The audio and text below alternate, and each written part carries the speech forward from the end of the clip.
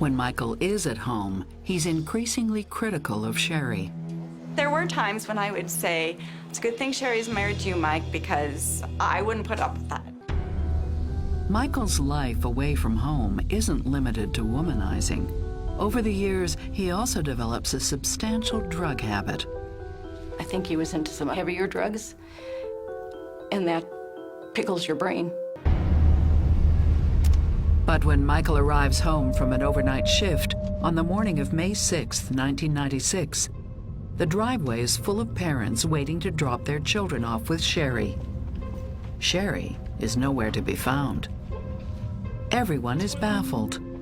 She was so responsible and loved those kids so much that Sherry never would have just left. Right away, Michael calls the Ventura Police Department to file a missing persons report. Listen. He was saying things like, I think she's been nabbed. You know, I think they got her.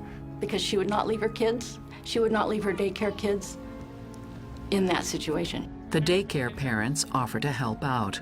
The parents said, look, you know, Ventura's a small town. I'm sure Sherry is fine. We'll go out and find her. I remember people saying that you know, she probably just got fed up and just was driving up the coast or leaving. And I just knew in my heart that that wasn't the answer. Sherry and Michael Daly's marriage is in tatters. Sherry goes missing.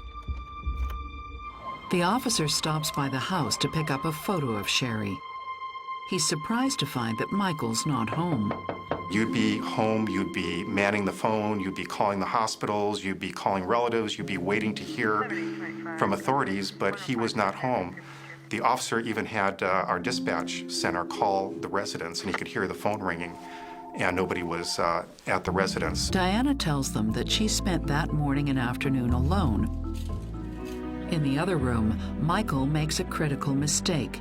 He asserts that he was home the night Sherry went missing. And that was the first incident we had in the investigation where we knew Michael Daly was lying. The cops know he wasn't home that night. Dead body. Police suspect the worst, but Sherry is nowhere to be found. For now. People obviously became very concerned for Sherry, and her friends and other members of the community set up search parties to go and look for her. A woman's shoe and a pair of sunglasses are spotted on the edge of a small canyon.